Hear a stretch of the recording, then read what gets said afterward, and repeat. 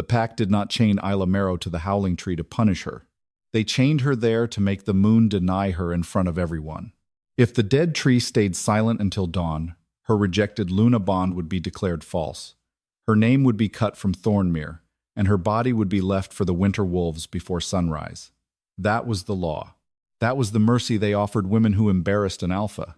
But when the first silver chain locked around Isla's wrist, the dead roots beneath her feet began to bleed.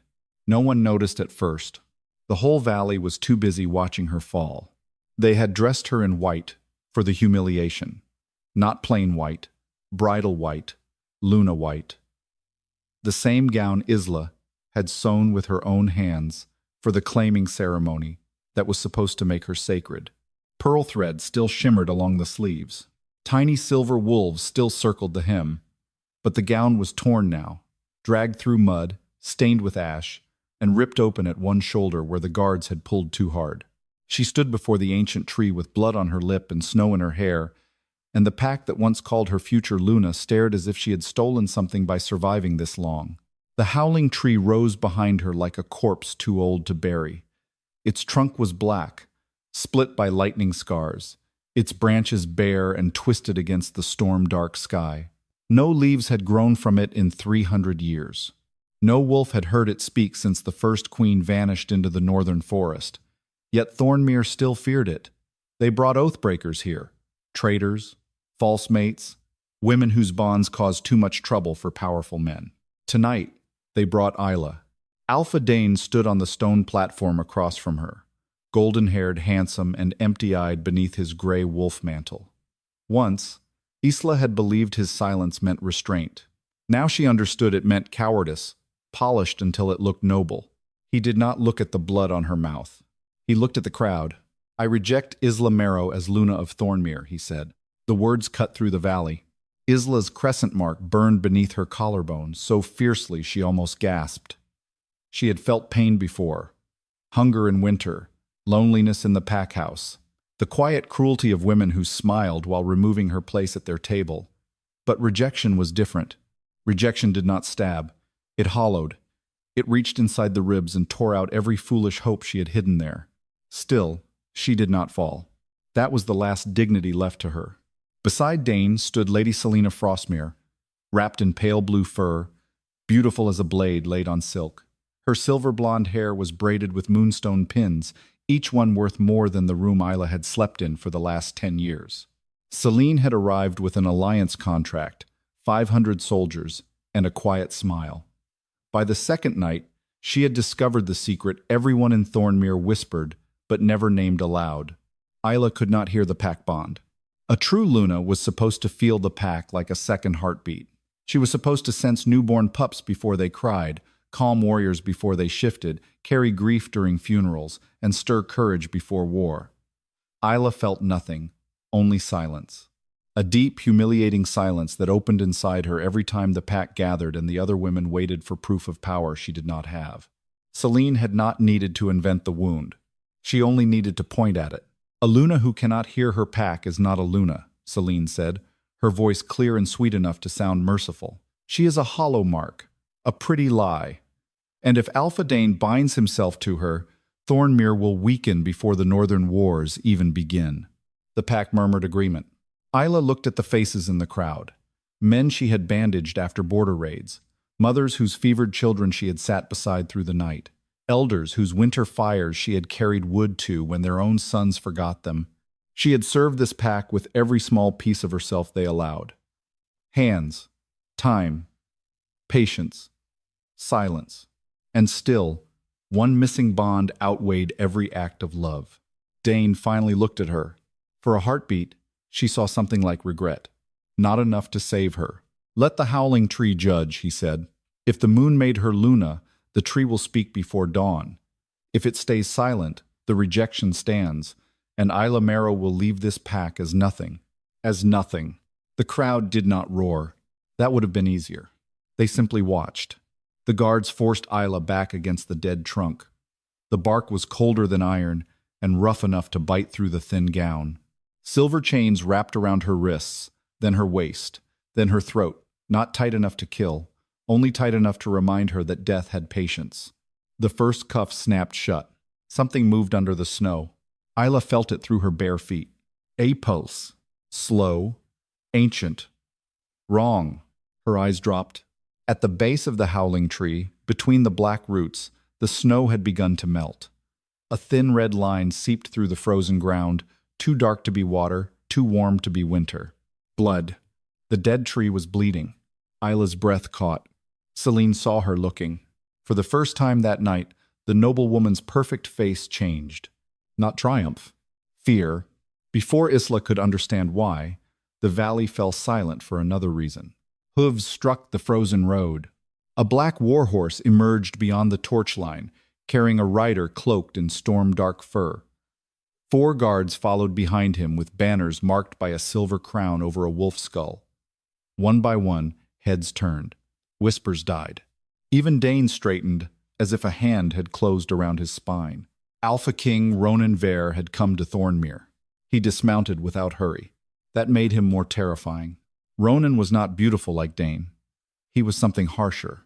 Tall, broad-shouldered, black-haired, with a scar cutting through one brow and pale wolf-gray eyes that made the torches seem weaker when they touched him. He wore no crown, but the whole valley reacted as if one had entered.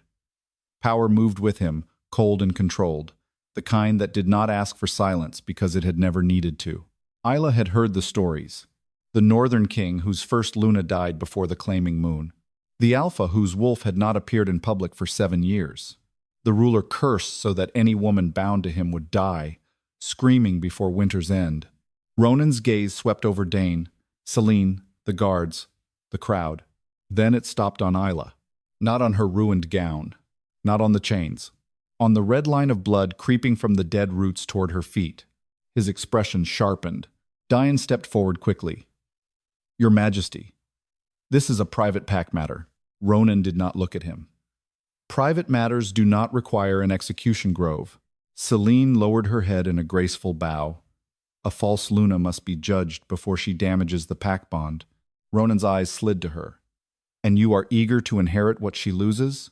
A soft shock passed through the crowd. Celine's smile tightened. Dane's face darkened. Isla failed every Luna rite. She cannot hear Thornmere. She cannot answer our wolves. She cannot carry a bond. Ronan finally looked at him. Then why chain her? No one answered. The wind moved through the dead branches. The tree groaned. This time, everyone heard it. The crowd drew back. The silver chain at Isla's throat grew suddenly hot. She tried to breathe, but the air changed around her, thick with the scent of old rain, buried bones, and wolves long dead. Beneath her feet, the red glow spread through the roots in thin veins, waking one by one beneath the snow. Ronan took one step toward her. Celine whispered, "Do not." It was too late. The howling tree opened its dead bark like an eye. A voice came from inside the trunk, low and ancient, older than Thornmere, older than the crown, older than every alpha standing in judgment. It did not say Isla. It said another name, the lost name, the forbidden name, Aureliane. Every wolf in the valley dropped to its knees. For 3 heartbeats, no one moved. The valley that had gathered to watch Isla Marrow become nothing was now kneeling in the snow. Not by choice. That was the horror of it. Every wolf-blooded body in the execution grove had dropped at once. Soldiers, elders, mothers, warriors, even Alpha Dane himself. Knees struck frozen earth, heads bowed. Hands slammed into snow as if an invisible command had passed through their bones before their minds could refuse it.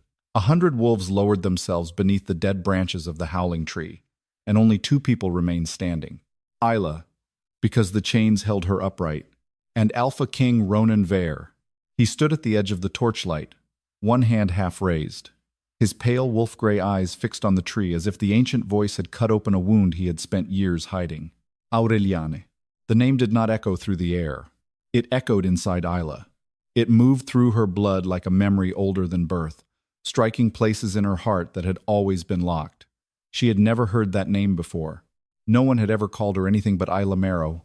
Unwanted ward, failed Luna, hollow mark, Dian's mistake. But the moment the tree spoke it, some buried part of her answered with such terrible certainty that tears burned behind her eyes. Not because she understood, because something in her finally did.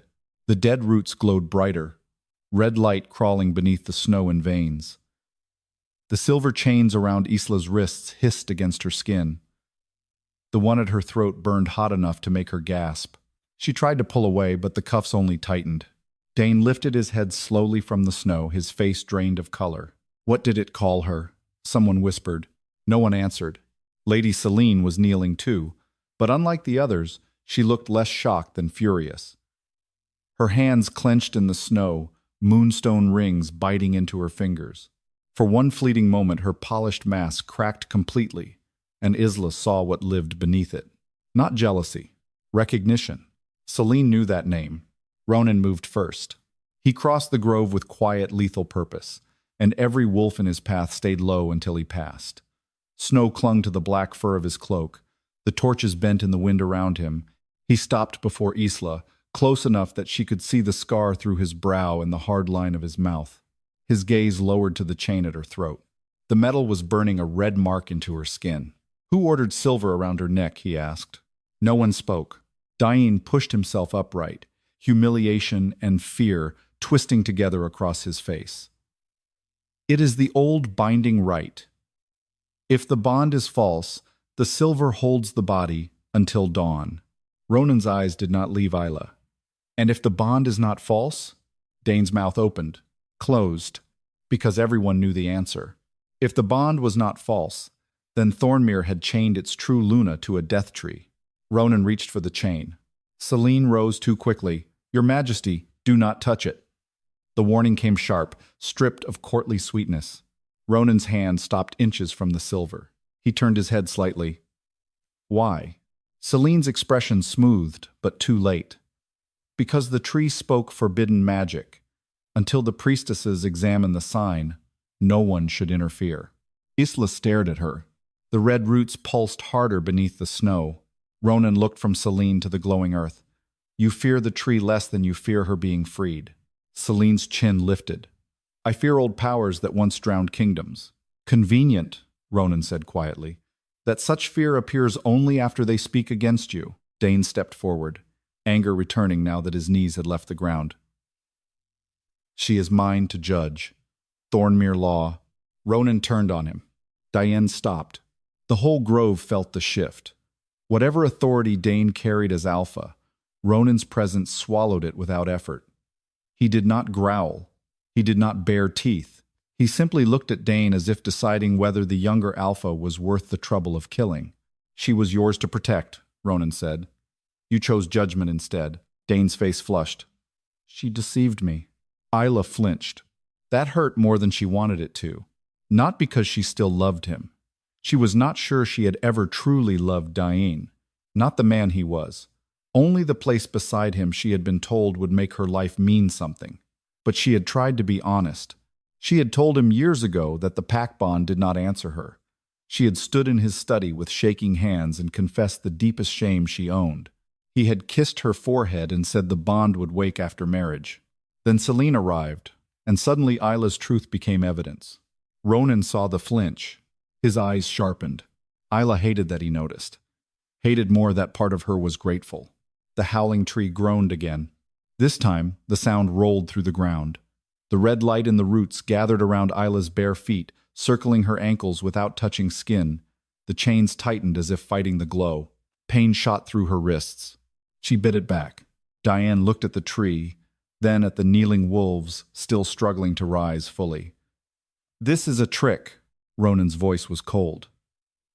The old tree does not perform for discarded brides. She is not a bride. No, Selene said softly. She is something worse. Every eye turned to her. Selene realized the mistake at once. But the words were already loose in the grove. Ronan stepped toward her. Name it. I meant only that forbidden magic wears innocent faces. Name what you think she is. Selene's smile returned, fragile and bright. A danger. Ronan's expression did not change. To whom? The dead tree answered before Selene could. The bark behind Isla split wider, and from deep inside the black trunk came the sound of wolves howling. Not living wolves, but ancient ones. Voices layered beneath earth and bone.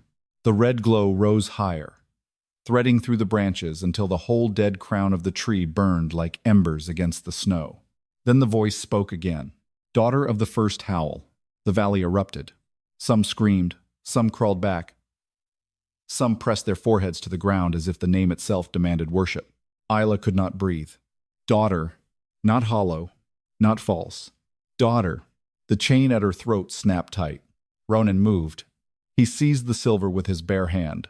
The moment his skin touched it, black veins of curse light shot up his wrist.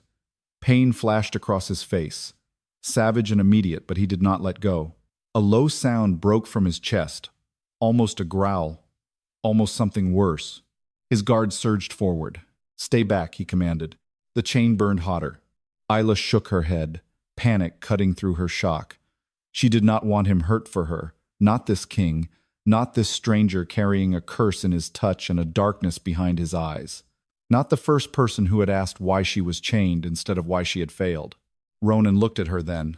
For the first time, his expression cracked. Not softly, painfully, as if touching the chain had shown him something he had not expected. "You are not bondless," he said, voice rough. "Your bond was buried." Isla's heart stopped. Selene shouted, "Pull him away from her." No one dared. Ronan tightened his hand around the burning chain and looked past Isla into the open wound of the tree. "Who buried it?" The howling tree's branches bent, though there was no wind. The roots beneath Selene's knees flared red, and the ancient voice whispered one word, "Frostmere, Frostmere." The name fell into the grove like a death sentence. Lady Selene did not move at first. She remained kneeling in the snow, her pale fur cloak spread around her like a spill of winter moonlight, her beautiful face lifted toward the burning howling tree. But the blood had left her lips. The perfect calm she had worn since arriving in Thornmere finally broke, not into guilt, but into a fear so old it looked inherited. Dane turned to her slowly. "What does it mean?" he asked. Selene did not answer him. That was answer enough. The red light beneath the tree pulsed again, crawling outward through the roots until it reached the hem of Selene's cloak. The moment it touched the pale fur, the moonstone pins in her hair cracked one by one. Tiny sharp sounds split the silence. Silver fragments fell into the snow. Ronan still held the burning chain around Isla's throat. His hand had begun to bleed where the cursed silver bit into his skin, but he did not release it. The black veins of pain had climbed almost to his sleeve. Isla could see the strain in his jaw, the effort it took to keep his face controlled. This was not ordinary silver. It was eating into him like a curse, recognizing another curse. "Let go," Isla whispered. The word barely formed. It came out broken, rough, almost too soft to hear. But Ronan heard it. His eyes snapped to hers. So did half the grove. Isla froze. She had spoken without meaning to. Not clearly, not strongly. But the sound had escaped her throat, and the howling tree shuddered, as if the small, broken word had struck its dead heart. Dane stared at her. "You can speak?" Isla's stomach twisted. Of all the things he could have heard, that was what wounded his pride. Not the tree, not the chain, not Frostmere's name on ancient roots. Only the fact that some part of her had existed beyond what he knew. Ronan's gaze did not leave her face. Not easily. The quiet defense made her chest ache. Selene rose from the snow. "This proves nothing. The tree is old magic. Old magic lies in riddles." The dead branches bent lower. Ronan looked at Selene with cold attention. "Then answer plainly. What did Frostmere do to her bond?" Selene lifted her chin. "Frostmere protected the northern packs from a bloodline that nearly destroyed them." Isla's breath caught. A bloodline. There it was again, the shape of a truth she had not been allowed to know. Ronan's hand tightened around the chain. "Her bloodline?" Selene's eyes flicked to Isla. The first howl was not a blessing. It was a conquest. The first wolf queen did not rule by love. She made packs kneel when they did not wish to kneel. She turned mate bonds into crowns. She made alphas obey a woman's blood. A ripple of unease passed through the crowd. Fear was easy to plant when the soil had already been prepared. Selene saw it and pressed on. Frostmere sealed that bloodline generations ago. We buried its call, so no woman born from it could use the pack bond as a weapon again. If this girl carries even a fragment of that inheritance, then Thornmere did right to chain her. Isla felt the crowd shift away from her. Just like that, A moment ago they had stared at her with awe. Now fear returned, sharper than before. Not because Isla had changed, but because Celine had given their terror a story it could understand. Monster, usurpé, woman with blood that could bend kings. Isla wanted to deny it, but she did not know what was true. She did not know whether the name Aureliane was salvation or curse. She only knew the chains still burned. Ronan was bleeding because of her, and the pack she had tried to love was already deciding whether her hidden name made her worse than false. Diane stepped back from her. The movement was small. It still struck like a slap. Ronan saw it. His mouth hardened. Then he did something no one expected. He pulled. The silver chain snapped. Not cleanly. Not easily. It tore apart with a scream of metal and curse light burning through his palm as it broke. Isla fell forward, suddenly free of the pressure at her throat, and Ronan caught her before she hit the snow. The grove erupted. Celine shouted for the guards. Dane drew his sword. Ronan lifted his bloodied hand, and the whole valley stopped. Not because of command alone. Because beneath his skin something monstrous moved. His shadow stretched across the snow, too large for his body. Behind him, for one flicker of torchlight, Isla saw the shape of a wolf, with antlers of black bone and eyes like dead stars. Then it vanished, leaving only Ronan, pale and furious, holding her upright with one arm. The stories were true. His wolf had not vanished. He was hiding it, or holding it back. Celine's expression shifted again. This time, the fear was directed at him. Ronan leaned close enough that only Isla could hear. "Can you stand?" She nodded, though her legs trembled. He released her slowly, but stayed near enough that his cloak brushed her torn sleeve. Then he faced the grove. The tree spoke her name, he said. The roots named Frostmere. Until the truth is known, no one touches her. Dane's voice shook with anger. "You cannot take my rejected Luna from my land." Ronan looked at him. "I am not taking what you rejected." The words struck the valley with brutal clarity. Diane flushed dark red. Ronan continued colder. "You placed her before death and asked the old powers to judge?" They answered. "Now you do not like the verdict." Celine stepped forward. "Your Majesty, if you carry her beyond this grove, you risk waking a bloodline that should have stayed buried." Ronan's wounded hand flexed at his side. Blood dripped into the snow, blackened by curse light. "Perhaps," he said. "Or perhaps I am tired of kingdoms built on buried women." Isla looked at him then. Truly looked. He was not kind, not safe, not gentle. There was darkness in him deep enough to frighten the moon, but he had broken the chain. He had bled, rather than let it keep burning her throat. And when the pack had called her a danger, he had not stepped away. The howling tree groaned behind them. Its red glow faded to a dull ember, but one root rose from the snow like a finger and curled around Isla's broken chain. The dead wood tightened. Then the ancient voice whispered again, softer now, only for those closest to hear. "Bring her north before the false moon opens." Celine went completely still. Ronan's eyes sharpened. Isla felt the air change. The tree was not finished warning them. And whatever the false moon was, Celine feared it more than the lost name of the first wolf queen. The words of the howling tree followed Isla out of the grove like a curse tied to her shadow. "Bring her north before the false moon opens." No one in Thornmere spoke after that. Not Sading standing with his sword half drawn and his pride bleeding worse than any wound. Not Celine, whose face had gone so still it looked carved from winter glass. Not the elders who had agreed to chain Isla because it was easier to condemn a woman than admit they had never understood the silence inside her Luna mark. Only the wind spoke. It moved through the dead branches above Isla's head, carrying the low, fading groan of the tree as Ronan Veyr led her away from the roots that had nearly claimed her. He did not touch her again at first. Isla noticed that. He walked close enough to block the worst of the staring crowd, close enough that his guards formed a dark wall around her, but he did not take her arm. He did not drag her, claim her, or command her to follow. After years of being moved by other people's decisions, sent to rooms, summoned to ceremonies, seated beside Dane, displayed as future Luna, rejected as false, Ronan's restraint felt stranger than protection. It felt like a question. "Can you walk? Will you come? Do you choose this?" Isla did not know if she chose him. She only knew she could not stay. Behind her, Thornmere's wolves remained low in the snow, their heads bowed toward the path she took. Not all of them watched with reverence. Some watched with fear, some with resentment, some with the sickened expression of people realizing too late that cruelty had made them witnesses to something sacred.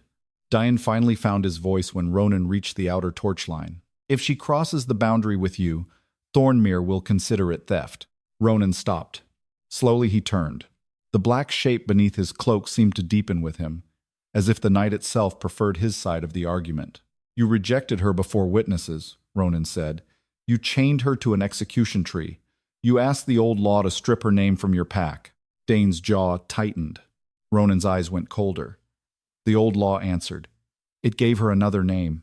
Selene stepped beside Dane, graceful even with snow melting around the hem of her cloak. A dangerous name. Ronan looked at her. Dangerous to Frostmere, perhaps. Her lips curved, but the smile had no warmth left. You think yourself safe because the tree did not accuse you. No, Ronan said. I think you are frightened because it did. For a moment, something vicious flickered across Selene's beautiful face. Then it vanished. You have no idea what you are carrying north? She said softly.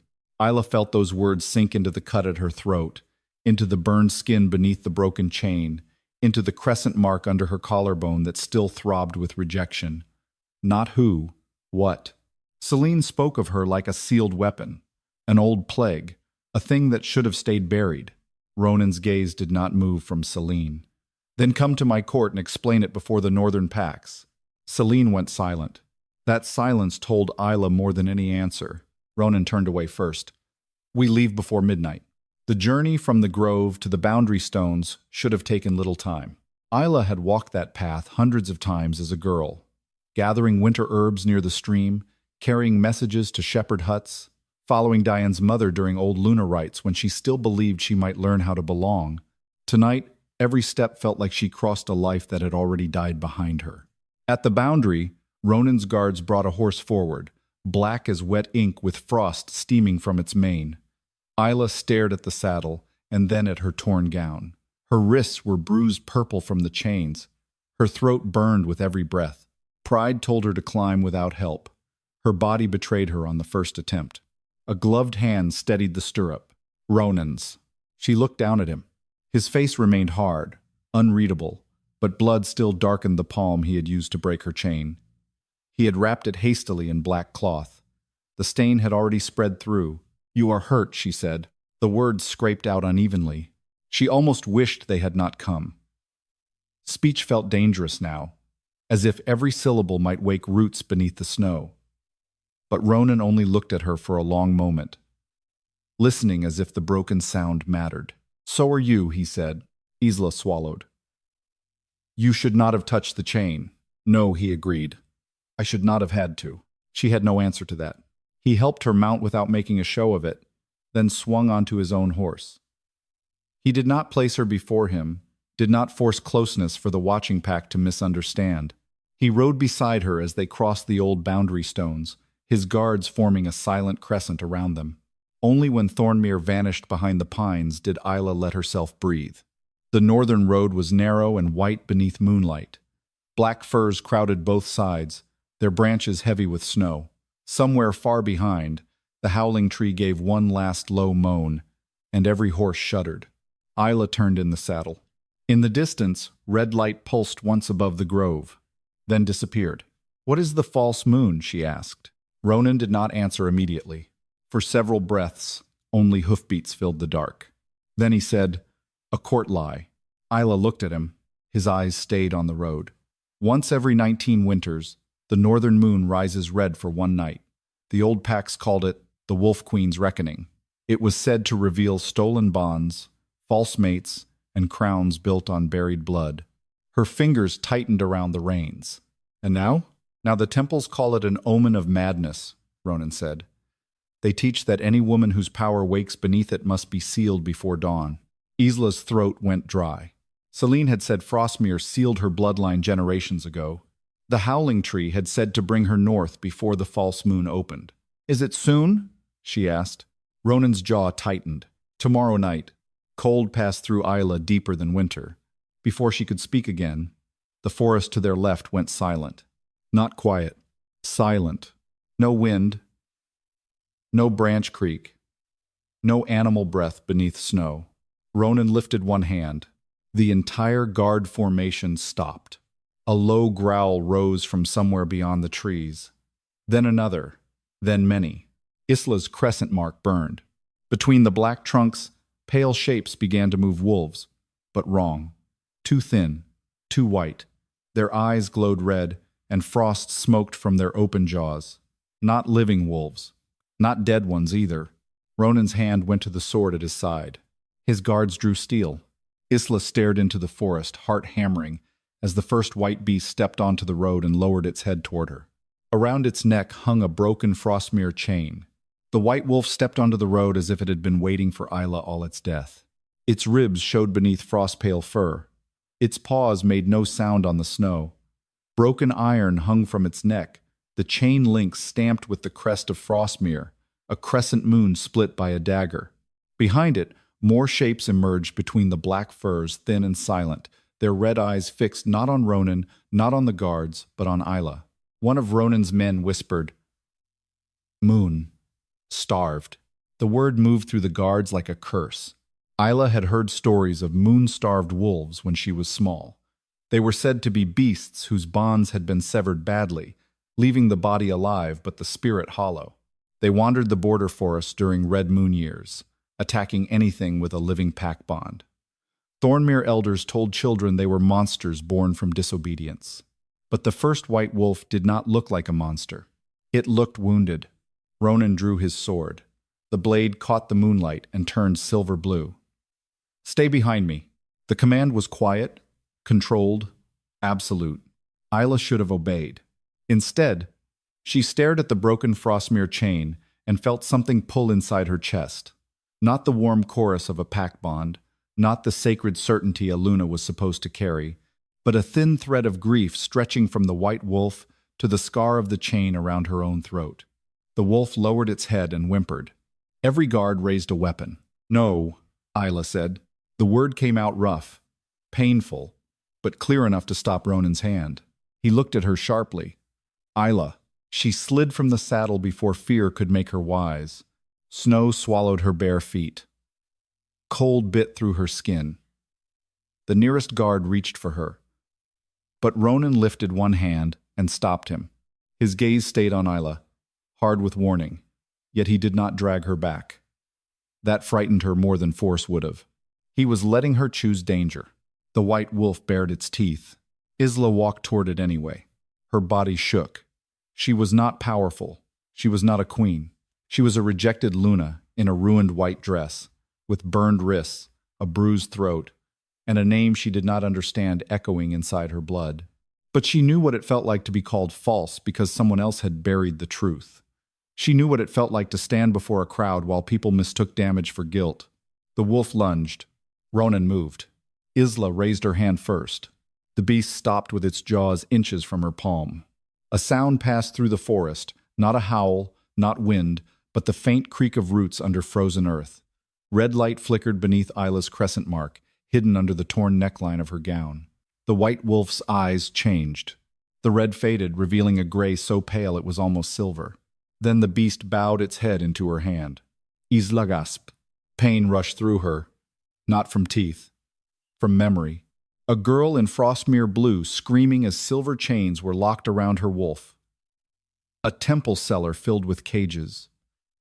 Women with Luna marks crying out as priestesses cut the bond from their chests and fed it into white wolves. Celine standing younger, frightened, watching her mother sign a ledger with blood. A ritual name repeated over and over. Falls a moon. Falls a moon. Falls a moon. Isla staggered. Ronan caught her from behind before she fell. This time, his arm locked around her waist without hesitation. "What did you see?" he demanded. Isla could barely breathe. The white wolf pressed closer to her, trembling. "Frostmere did this," she whispered. "Not to one wolf, to many." The guards exchanged horrified looks. The white wolves in the trees began to lower themselves one by one, their broken chains dragging through the snow. Ronan's face turned lethal. "Explain." Isla swallowed against the pain in her throat. Speaking still hurt, but silence now felt like surrender. They were not born moon-starved, she said. They were emptied. Their bonds were taken from women. Lunas, maybe girls like me. Ronan went still. The air around him darkened. Frostmere has been stealing Luna bonds. It was not a question. The white wolf under Isla's hand shuddered, as if the truth itself had touched an old wound. One of Ronan's guards stepped back, making a warding sign. Why would they do that? Ronan answered, his voice cold. To sell strength to weak houses. To create false Luna candidates. To make alliances look blessed by the moon. Isla thought of Celine's perfect calm, her moonstone pins, her certainty when she called Isla hollow. No, not hollow. Emptied. Rage rose in Isla so suddenly it frightened her. Not hot rage, cold rage. The kind that did not scream because it had already chosen a direction. She knew, Isla said. Ronan looked down at her. Celine knew what I was before the tree spoke. She knew my bond was buried because Frostmere buried it. A growl rose from Ronan's chest, low enough to make the horses rear and the guards tighten formation. The shadow behind him moved again. For a moment, the snow darkened around his boots. The shape Isla had seen in the grove flickered at his back. A monstrous wolf, huge and antlered with black bone, its eyes pale as dead stars. The white wolves whined and pressed themselves flat to the ground. Isla turned toward Ronan slowly. His face was rigid with restraint. You hide your wolf because of them, she said. His eyes cut to hers. The silence that followed was answer enough. Ronan looked away first, toward the northern road. Frostmere did not create my curse, but they learned how to feed it. Isla's chest tightened. Your first Luna? His jaw hardened. Was chosen for me by Temple Omen. Celine's temple? Frostmere's. The forest seemed to close around the truth. Ronan's voice dropped. She died 3 nights after the claiming right. They said my wolf devoured her bond because I was born cursed. Since then, every alliance house has feared binding a woman to me. And Celine? She offered herself last winter, he said. Claimed Frostmere blood could survive what others could not. Isla looked toward the kneeling white wolves, their chains stamped with the same house crest. She was never trying to survive your curse, Isla whispered. She was trying to control it. Ronan's eyes returned to her, and the force of his attention struck harder than the cold. Not softness, not romance, recognition. 2 lives damaged by the same hidden hand. 2 bonds twisted so Frostmere could climb closer to a throne. The first white wolf lifted its head and looked north. A red glow touched the horizon. Notre Dame. The moon. Isla's mark burned so suddenly she cried out. Ronan caught her tighter, but pain rippled through every white wolf on the road. Their broken chains began to heat, glowing red around dead throats. The false moon was opening early. Far beyond the forest, a horn sounded from the direction of Thornmere. Then another answered from the north. Ronan's guards turned pale. One of them said, Frostmere riders. Ronan released Isla only long enough to draw her behind him. Mount. The white wolf stepped in front of Isla, baring its teeth toward the dark road behind them. More red eyes appeared among the trees. Not hollow this time. Armored riders. Celine had not waited for the court. She had sent hunters to take Isla before the false moon rose. The first Frostmere arrow struck the snow at Isla's feet. The white wolf lunged in front of her and took the second arrow in its shoulder. Isla felt the wound as if the iron had entered her own flesh. Pain flashed through her chest. She stumbled, one hand flying to the burned mark beneath her collarbone. The wolf did not fall. It snarled, low and broken, and the other moon-starved wolves rose from the trees like ghosts remembering they had once been soldiers. Ronan's guards formed around Isla at once. Ride! One of them shouted, but Ronan did not retreat. He stood in the road with his sword drawn, black cloak whipping behind him, pale eyes fixed on the armored riders spilling from the forest. Frostmere hunters wore white masks carved like wolf skulls. Their horses were wrapped in silver chain. Each rider carried a curved blade and a small red lantern that burned without flame. Celine had not sent ordinary soldiers. She had sent temple hunters. The lead rider lifted his lantern. Every white wolf on the road screamed. The broken Frostmere chains around their necks flared red, dragging them backward as if invisible hands had seized them. The wounded wolf before Isla collapsed to one knee, fighting against the pull. Its eyes rolled with pain. Isla Rantoit. Ronan caught her arm. Do not touch the chain. They are hurting it. That is what the lantern is for. His voice was hard, but his grip shook once. He knew this magic. He had heard those screams before. The lead hunter called across the road. By decree of Frostmere and the old moon temple, the woman called Isla Marrow is to be returned for sealing. Stand aside, King Ronan, and no northern blood needs to fall. Ronan's laugh held no humor. You crossed my road, threatened my ward, and brought cursed lanterns into my forest. Northern blood has already been asked for. She is not your ward, the hunter said. She is a vessel of the first howl. If she reaches the false moon unsealed, every buried bond in the north may wake. Ronan stepped forward. Good. The hunter hesitated. Isla looked at Ronan's profile. Good. One word. And something inside her steadied. For years, everyone had spoken of her missing bond as a wound that needed hiding. Thornmere had called her hollow. Selene had called her dangerous. The tree had called her by a name that frightened the powerful. Now Ronan stood before hunters with cursed weapons and said the waking of buried bonds was not disaster. It was justice. The hunter raised his blade. The forest exploded. Ronan's guards met the first charge with steel. Horses screamed. Snow flew beneath hooves. Temple lanterns swung red through the dark, and every time their light touched the moon-starved wolves, the beasts convulsed. Some tried to fight. Others collapsed, trapped between old obedience and new freedom. Isla knelt beside the wounded white wolf and reached for the chain. Ronan saw her. Isla, too late. Her fingers closed around the broken Frostmere links. The road vanished. She stood inside a cellar beneath a pale temple. The air smelled of old incense, blood, and wet stone. Girls knelt in rows, each with a luna mark glowing at the throat, wrist, or heart. Priestesses moved among them with red lanterns. Every lantern held a stolen piece of bond light, torn from women whose packs had been told they failed the moon. Wolves lay in cages nearby, white from grief, their spirits emptied and refilled with obedience.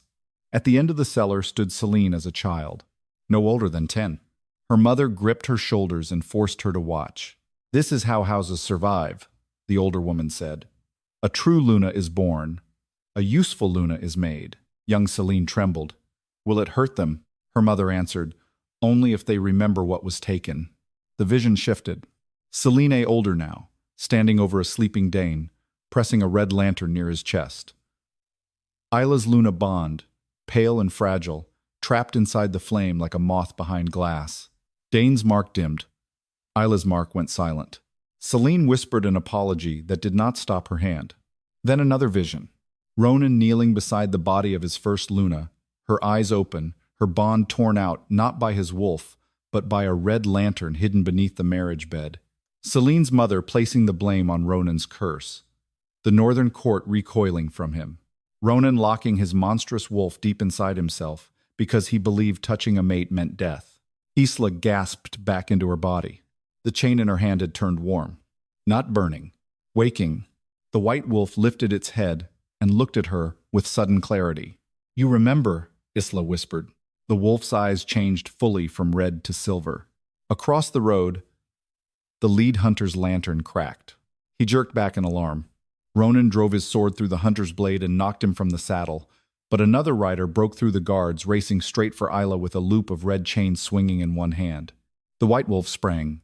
This time, it did not move like a broken beast. It moved like a guardian. It struck the rider mid-leap, dragging him from the horse. They crashed into the snow, the lantern shattered, spilling red fire across the road. Every moon-starved wolf howled as if a cage had opened inside its chest. The chains around their necks began to fall. On be on. Iron hitting snow. Ronan turned toward Isla, stunned despite the battle around him. What did you do? Isla looked at the wolves rising from the forest, no longer hollow-eyed, no longer trembling under temple command. I did not command them, she said, her voice raw. I gave back what Frostmere stole. The false moon climbed higher through the black trees. Its red light touched Isla's skin, and her hidden crescent mark flared beneath the torn gown, bright enough that even the fighting faltered. The hunters saw it and recoiled. Ronan saw it and went utterly still. Not with fear. With recognition so sharp it looked like pain. From deep within the forest, Celine's voice rang out. Then take it from her before the queen name opens fully. More riders appeared behind her, surrounding the road in a crescent of red lanterns. Celine rode at their center, her pale cloak streaming behind her, her face beautiful and merciless beneath the false moon. In her hand burned a lantern brighter than all the rest. Inside it, something silver moved like a trapped heartbeat. Isla knew it before Celine spoke. Herr Stolen Luna Bund. Selina lifted the lantern and smiled. You want the truth, Isla? She called. Come and take back what made you a queen. Celine's lantern burned like a second heart beneath the false moon. Inside the glass, silver light twisted and beat against the red flame, bright and trapped and alive. Isla felt it before she understood it. The pain under her collarbone sharpened so violently she nearly dropped to her knees. Her Luna mark was not merely glowing now. It was reaching, pulling, grieving for the piece of itself that had been torn away and carried in Celine's hand like a stolen jewel. Herr Bund, not dead, not hollow, stolen. The truth struck harder than rejection ever had. For years, Isla had blamed herself for the silence inside her mark. She had stood beside Dane during pack rites, hearing nothing, feeling nothing, while shame ate through her like slow poison. She had believed some part of her was missing. She had believed the moon had marked her, and then forgotten to finish the blessing. But it had not been absence. It had been theft. Celine held the lantern higher, and the silver light inside threw pale shadows across her beautiful face. Do you feel it now? She called. That ache in your chest? That is what you were never strong enough to keep. Ronan stepped in front of Isla, sword raised. Blood streaked his wounded hand. His black cloak snapped in the wind, and the monstrous shadow behind him stretched wider beneath the red moon. She does not answer you, he said. Celine smiled. No, she answers what I carry. The Frostmere hunters closed their crescent around the road. Red lanterns swung from their saddles. Freed white wolves stood between the horses and Isla, snarling, but the lantern light still hurt them. Every flare made their bodies shake. They were no longer empty, yet they were not fully healed, not enough to survive another binding. Isla saw it. So did Celine. You cannot save them all, Celine said softly. That is the cruelty of old blood. It wakes too late. Ronan did not look back at Isla, but his voice lowered. Stay behind me. Once, she might have obeyed because men like Ronan were easier to trust when they stood between her and danger. But tonight had stripped too much from her. She had been chained by a pack that called it law. She had watched her stolen bond burn in another woman's hand. She had touched the grief of wolves whose spirits had been emptied for politics. If she stayed behind him now, Celine would keep deciding what her power meant. No, Isla said. The word hurt. She stepped around Ronan anyway. His hand caught her wrist. The touch was firm, not possessive. A warning. A plea he would never admit. Isla. She looked up at him. In the red moonlight, his pale eyes looked almost silver, and for the first time she saw the full shape of his fear. Not fear that she was dangerous. Fear that she would walk into death before he could stop her. I have lived behind other people's choices long enough, she said. His grip loosened. Only then did she turn toward Celine. Every eye followed her as she crossed the blood-streaked snow. Her torn white gown dragged behind her. Her wrists were bruised from the Howling Tree chains. Her throat still bore the red burn, where silver had tried to hold her silent. She looked nothing like a queen. But the white wolves lowered their heads as she passed. Not kneeling, making way. Celine's expression tightened. Careful, Isla. The bond may want you, but it remembers me too. I fed it for years. I shaped it while you cried over your useless silence. Isla stopped several steps away from her. Dane had always looked past her pain because it made him uncomfortable. Thornmere had looked down at her because her failure made them feel righteous. But Celine looked directly at the wound and pressed her fingers inside it with precision. Isla hated her for that, and pitied her for needing it. You stole more than my bond, Isla said. You stole your own truth too. Celine's eyes flashed. Do not speak to me of truth. Frostmere women are born with blades at their throats. A daughter who cannot secure a throne is buried alive in silk and called a disappointment. My mother taught me what the moon never did. Power is not given. It is taken before someone takes it from you. The lantern in her hand flared. The trapped silver light slammed against the glass. Isla cried out, clutching her chest. Ronan moved, but Frostmere hunters raised their blades at once. The white wolves growled, surrounding him, not to trap him, but to stop him from rushing into the lantern's circle. Selene leaned closer. You think he will love you for being broken? Ronan Veyr does not love. He survives. His first Luna died because his wolf devours bonds. I can keep him alive because I know how to hold power outside the body. You will kill him by making him feel. Isla's gaze flicked to Ronan. He had gone utterly still. Not because Selene's words were true, because they touched the lie he had lived inside for years. Selene saw the wound land and smiled. There it is, she whispered. The cursed king, the rejected Luna, both so desperate to believe pain makes you sacred. Isla looked back at the lantern. The silver light inside pulsed faster, matching the rhythm of her heart. She finally understood the trap.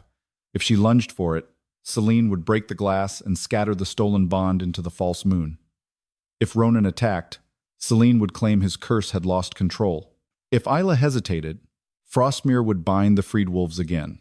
So Isla did the one thing Selene did not expect. She stopped reaching for what had been stolen, and listened, not with her ears, with the hollow place inside her mark. The silence she had hated all her life opened wider. Beneath the ache, beneath the theft, beneath Selene's red flame, Isla felt something ancient and patient waiting under the snow. The Howling Tree's roots did not end in Thornmere.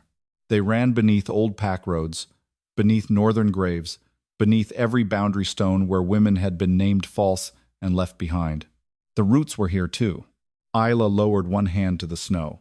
Selene's smile faltered. What are you doing? The ground answered before Isla did. Red light split the road beneath Selene's horse. Roots burst through the snow, black and glowing, wrapping around the legs of the mount without harming it. Selene shouted and swung the lantern away, but another root rose behind her wrist and stopped there, hovering, waiting. The false moon burned overhead. The wolves went silent. Isla lifted her eyes. I am not taking the bond back from you, she said. I am calling witness. The road trembled. From the roots beneath Selene, voices began to rise. Women's voices. Dozens. Hundreds. Not screaming. Naming. Each stolen Luna bond inside the red lanterns answered from the dark, and every Frostmere flame began to crack. The first lantern shattered in a rider's hand. Red glass burst across the snow, but no fire spilled out. Instead, a silver thread rose from the broken shards, like breath released after years underwater. It hovered in the air for one trembling moment, then shot downward into the black roots beneath the road. A woman's voice whispered from the ground, My name was Avara. Another lantern cracked. My name was Solène. Then another. My name was Marith. The Frostmere hunters panicked. They tried to cover the lanterns with their cloaks. They tried to turn their horses. They tried to raise the red flames higher, but the roots had awakened beneath every hoof, every wheel rut, every buried stone. Black wood split the frozen road, glowing red from within, not attacking blindly, not tearing flesh, only reaching for what had been stolen. The white wolves lifted their heads. Each name that rose from the ground struck them like memory. Their hollow eyes cleared further. Their broken bodies steadied.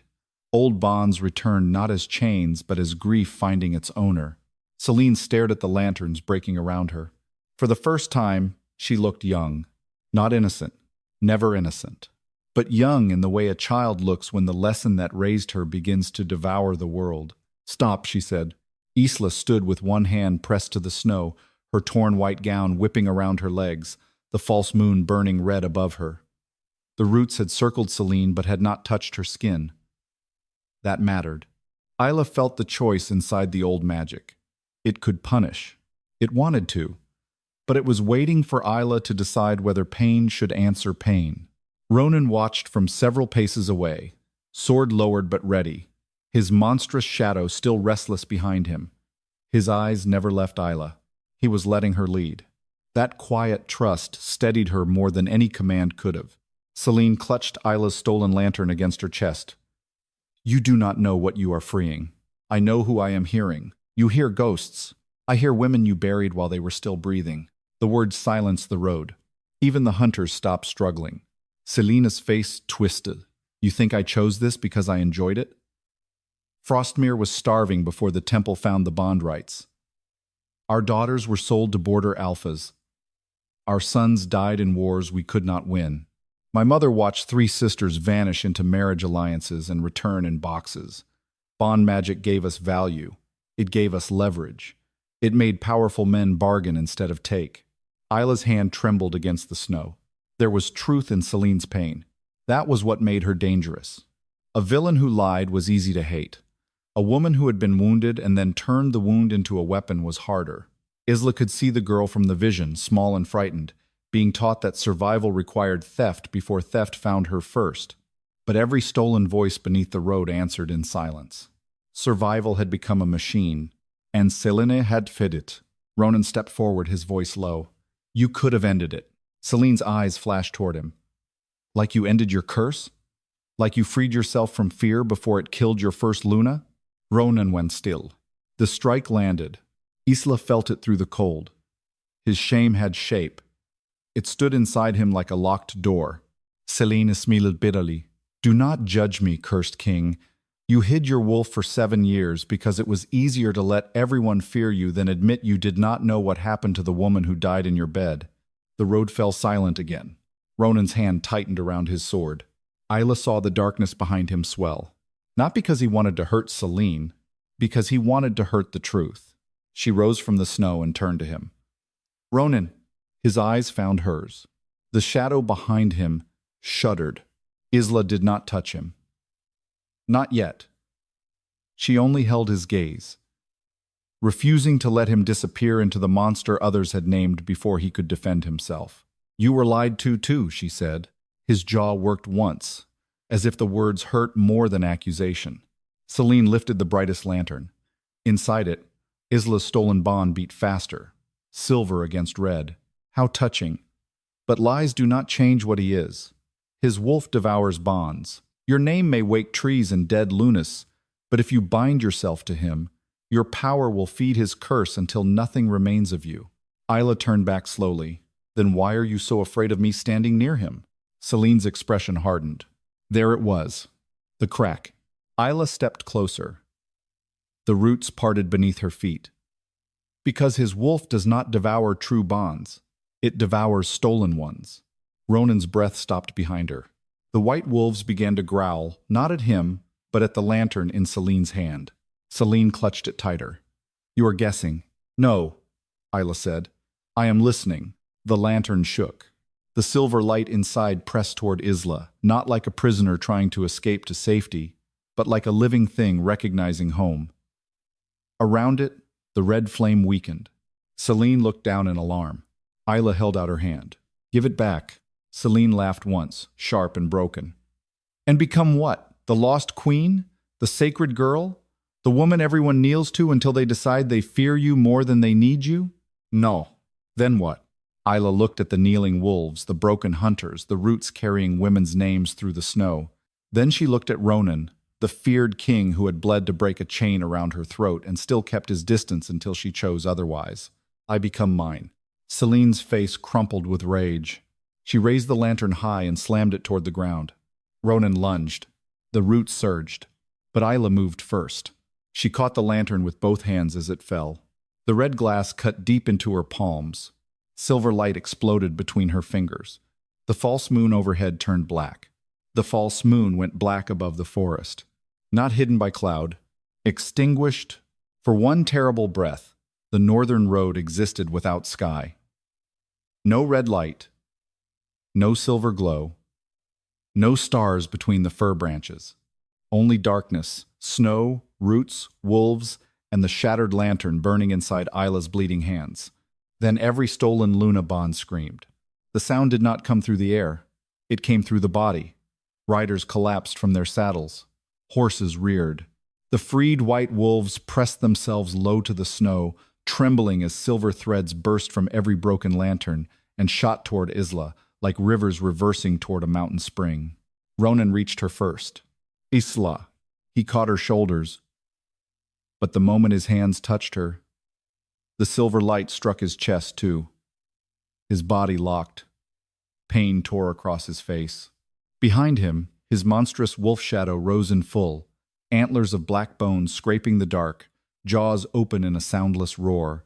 The hunters crawled backward in terror. Celine stared up from the snow, her face pale beneath the broken moon. "No," she whispered. "No, that is not possible." Isla could not answer. The stolen bond inside her hands was no longer only hers. It carried Thornmere's buried silence, Frostmere's stolen women, the dead Lunas whose names had risen through the roots, the moon-starved wolves whose spirits had been cut from their bodies and turned into tools. All of it rushed into her at once, not as power but as memory. She saw the first wolf queen standing beneath the Howling Tree when it was still alive, her hair braided with bone, her palms red from battle. Aureliane, not a conqueror, not a tyrant. A woman who had made the first pack vow after wolves and humans stopped killing each other long enough to survive winter. A vow older than crowns. A Luna does not rule the wolf. A Luna remembers the wound. A Luna does not bind the pack. A Luna calls it home. Isla fell to her knees. Ronan fell with her, refusing to let go. The black wolf shadow behind him snapped its jaws toward the silver light, and for one heartbeat Isla understood why everyone feared him. His curse was real. His beast did consume bonds, but only the false ones, only the stolen ones, only the twisted magic forced into living souls. Frostmere had made his gift look like murder by feeding its stolen Luna bonds until every woman near him became a sacrifice. His first Luna had not died because Ronan's wolf devoured love. She had died because Frostmere placed a stolen bond inside her, and his wolf tried too late to tear the poison away. "Ronan," Isla whispered. His eyes opened. They were no longer pale gray. They were wolf-bright and full of horror. "I killed her," he said. "No." The word came from Isla, but the roots carried it. The wolves answered it. The names beneath the snow rose with it. "No." Ronan shook once, as if the single word had struck the deepest lie inside him. "Sælene lungede for falden blade." The white wolf moved faster. It slammed her down, one paw pinning her cloak to the snow. It did not tear her throat. It only held her there, silver eyes burning, with the mercy she had denied others. The darkness above began to crack. Not red, not silver, gold. Thin lines spread across the black moon like dawn breaking inside stone. The roots around Isla lifted, forming a circle. Each root carried a whisper, a name, a bond returning to its rightful dead or living heart. One by one, the Frostmere hunters dropped their weapons as the stolen magic left their lanterns, and the fear of what they had served entered their faces. Isla looked at Celine. The woman who had stolen her life was lying in the snow, shaking not from cold, but from the collapse of every story that had made her crimes feel necessary. "You can still stop this," Celine said, voice raw. "If all the bonds return, Frostmere falls. Every alliance we built dies. Every house that bought strength from us will come for blood." Isla's palms burned around the broken lantern. "Then let them come for truth." Celine's eyes filled with something too bitter to be tears. "You think truth feeds children?" "No," Isla said. "But lies have been feeding on them." The gold cracks widened overhead. Ronan's wolf shadow lowered its great head behind him. For the first time, it did not look like a monster waiting to devour. It looked like a guardian that had been starved of trust. Isla turned toward him and held out the broken remains of the lantern. The stolen bond inside it pulsed once, weak and bright. Her Bund, her missing heartbeat, her stolen place. She could take it back into herself and become what Thornmere had demanded she prove. A Luna with a voice strong enough to make Pax kneel. A queen name wrapped in ancient root and moonlight. A woman no one could call hollow again. But the bond had been caged for years. It did not need to be owned. It needed to be freed. Isla pressed the shattered lantern to the snow. "I release what was stolen," she said. The words tore through her throat, but they did not break. The silver light rose from the glass. It hovered before her chest, trembling like a frightened animal. Then it entered her crescent mark, not as a chain, not as a crown, but as warmth spreading through a long dead room. Isla gasped. For the first time in her life, she heard a pack bond, not Thornmere's, Note Frostmere's. All the freed wolves around her. Their grief, their breath, their choice. Ronan's hand covered hers in the snow. His bond touched the edge of hers. The black wolf shadow behind him shuddered, then bowed. Not to conquer, to ask permission. Isla looked into Ronan's eyes and understood the danger. If she accepted the bond between them now, the false moon would reveal it to every northern pack. If she refused, his curse might remain half-broken, and Celine's allies would use the fear to start war before dawn. Ronan understood too. His hand began to withdraw. Even in that moment, he gave her the choice. That was why Isla caught his fingers before he could let go. The gold moon opened above them. Every wolf on the road lifted its head. And Isla's crescent mark answered Ronan's shadowed wolf with a howl that shook the forest down to its roots. The howl did not come from Isla's throat alone. It rose from the roots beneath the snow, from the freed white wolves, from Ronan's shadowed beast, from every stolen bond returning to the world after years of silence. It shook frost from the fir branches. It cracked the red glass of every Frostmere lantern. It rolled south toward Thornmere, north toward the royal court, and down into the buried places where women's names had been hidden beneath law. The false moon opened gold. Not red, not cursed. Gold, like the first fire ever lit against winter. Ronan's hand remained under Isla's, warm against the snow, but he did not close his fingers until she did. That mattered more than any vow spoken before witnesses. He was an alpha king, feared by every northern pack, powerful enough to take, command, and claim. Yet in the moment when their bonds touched, when his monstrous wolf bowed before the warmth awakening in her mark, he waited. Isla chose. She laced her fingers through his. The bond struck like lightning through a locked door. Ronan bowed over her with a broken sound, one hand bracing against the snow as the black wolf shadow behind him convulsed. Isla felt his curse tear open, not vanishing, not gentle, but revealing itself for what it truly was. A devourer of stolen bonds. A beast born to destroy false magic. Frostmere had spent years feeding its stolen Luna power, then naming the deaths his fault. They had made him fear his own soul because a frightened king was easier to isolate, easier to bargain with, easier to control. No more. The gold moonlight poured through Isla's mark and into the shadow wolf. The beast lifted its head. For the first time, it had eyes. Not dead stars, living silver. Ronan's breath broke. Isla. His voice was raw, almost unrecognizable. She looked at him and saw the man beneath the terror people had built around him. Not innocent, not soft. He had ruled with iron because the world had taught him tenderness killed.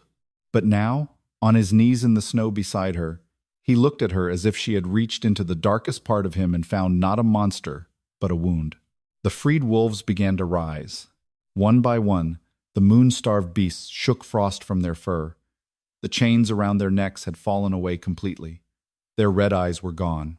Some remained white, scarred forever by what Frostmere had done. But they no longer looked hollow. They looked alive enough to grieve. Celine watched from beneath the white wolf's paw, her face ruined by disbelief. "You cannot hold this," she whispered. "No woman can hold that many bonds and survive." Isla turned to her. "I am not holding them." The roots pulsed gold beneath the snow. "I am letting them go." At her words, the silver threads lifted from the road and scattered into the forest. Some entered the white wolves. Some vanished into the roots, carrying the names of dead Lunas back to the earth. Some flew north like sparks, seeking women who did not yet know what had been stolen from them. The Frostmere hunters dropped to their knees, not in worship, but in terror of consequences finally finding them. Ronan stood slowly. His shadow wolf stood with him. The beast no longer towered like a nightmare behind his back. It moved beside him now, vast and dark and terrible, but no longer hidden. The guards stared, pale with awe, as their king's true wolf form breathed beneath the gold moonlight without devouring anyone. Isla rose with him. The torn white Luna gown clung to her body, stained with mud, blood, and melted snow. The burn on her throat remained. The bruises on her wrists remained. Nothing about the night had been erased. That was important. Healing was not the same as pretending the wound had never existed. Celine pushed herself up on one elbow. If Frostmere falls, the north fractures. Ronan looked at her coldly. Then it will fracture on truth. Truth starts wars. So do lies. Celine's eyes moved to Isla, and for the first time, her hatred looked tired. You think they will thank you? Thornmere will fear you. Frostmere will hunt you. Every alpha who bought a stolen Luna bond will want you dead before you can name him. Isla felt the weight of that. She did not mistake victory for safety. The false moon had revealed the wound, not closed it. By dawn, riders would carry rumors across the northern kingdoms. The rejected Luna had awakened the Howling Tree, broken Frostmere lanterns, freed moon, starved wolves, and stood beside the cursed Alpha King beneath a gold moon. Some would kneel, some would sharpen knives. Ronan stepped closer to Isla, not in front of her this time, but beside her. Then they will have to come through me. Isla looked at him. There it was again, the dangerous instinct to shield her with his body, his crown, his violence. Once, she might have hidden behind it. But she had not survived the tree, Frostmere, and her own stolen bond to become someone else's protected secret. She touched his arm lightly. No, she said. Ronan went still. Isla lifted her chin toward the gold moon. Her voice hurt, but it held. They will have to face both of us. Something fierce and quiet moved through his eyes.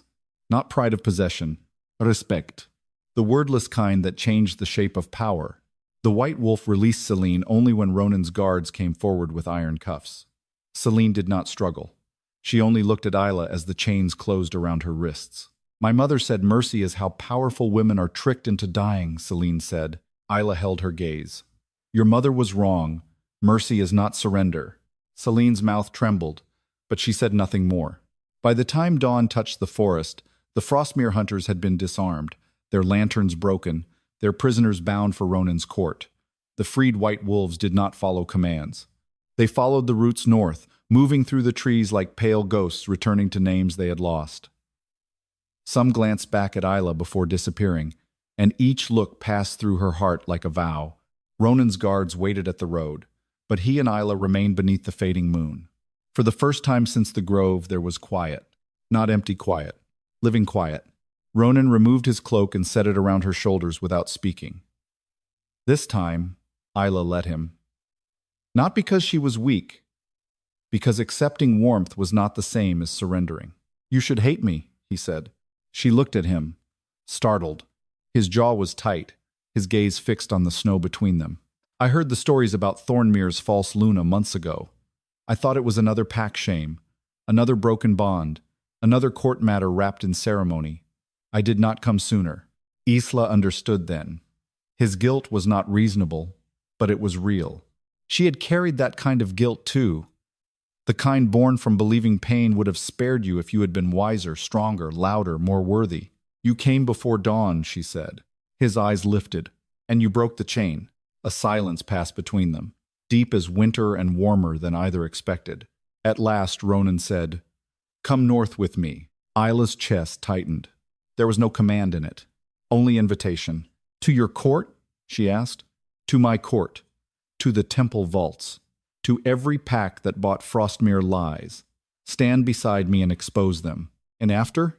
The question came softly, but it changed the air. Ronan looked at her for a long moment. After, he said, you choose where you stand. Isla studied the man before her, the cursed king, the feared alpha, the one who had bled for her chain but had not claimed her pain as his right. Behind him, his shadow wolf waited in the trees, no longer hidden, no longer starving. It watched Isla with silver eyes and lowered its head. Her Luna mark warmed, not with command, with recognition. She stepped closer to Ronan and placed her hand over the place where his bond pulsed beneath his chest. I will go north, she said, not as your rescued woman, not as Thornmere's rejected Luna. Ronan's voice roughened. Then as what? The wind moved through the pines. Far behind them, somewhere beyond the road and the sleeping valley, the Howling Tree answered with one final whisper of roots beneath earth. Aureliane. Isla looked toward the north, where the first sunlight broke over the snow. As myself, she said. Ronan bowed his head not to a crown, not to a prophecy, not to a power he wanted to own.